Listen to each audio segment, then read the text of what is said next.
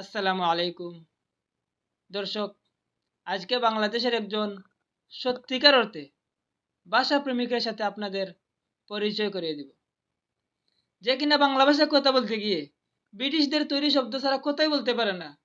সে আবার নিজেকে ভাষা প্রেমিক দাবি করছে। সে কত বড় ভাষা প্রেমিক আজকে আমরা তা দেখব। বাংলাকে যদি ধারণ করতে হয়, বাংলাকে যদি আমার আমার মায়ের ভাষা বলতে হয়, তাহলে ইনকলাব জিন্দাবাদ চলবে না। বা নিজের ভাষাটাকে আমরা ঠিক মতো জানার চেষ্টা করি নাই বলে আমাদের মধ্যে ন্যাশনালিজমটা গ্রো করে স্লোগানে। এই যে আপনি বললেন ন্যাশনালিজম, এটা বাংলাদেশের কোন বিভাগের ভাষা? দর্শক আপনারা বলুন। এই যে উনি একটি শব্দ বললেন, এটা বাংলাদেশের কোন বিভাগের কোন জেলার ভাষা? উনি আবার ভাষা প্রেমিক। ভাষা প্রেমিক তো এমন হবে যে বাংলা ভাষা ছাড়া কথাই বলবে না। এরকম ভাষা প্রেমিককে আপনারা কি বলেন তা আমি জানি না, তবে আমি এটাকে ভণ্ডামি বলি। আজকে বাংলা ভাষাটা সম্বন্ধে যদি আমরা নিজেরা যদি একটু একটু চিন্তা করতাম, এই যে আজকালকার ছেলেমেয়েরা ইনকলাব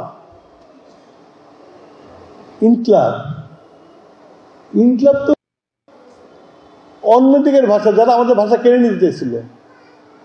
এখন এটা নিয়ে আমাদের young generation gen Z, they are proud of it. ইনকিলাব তাদের ভাষা, যারা আমাদের ভাষা কেড়ে নিতে চেয়েছিল, অথচ প্রাউড অফ ইট। এটা কাদের ভাষা? এটা তো তাদের ভাষা, যারা আমাদের দেশ এই পাক ভারতকে প্রায় 200 বছর শোষণ করেছে।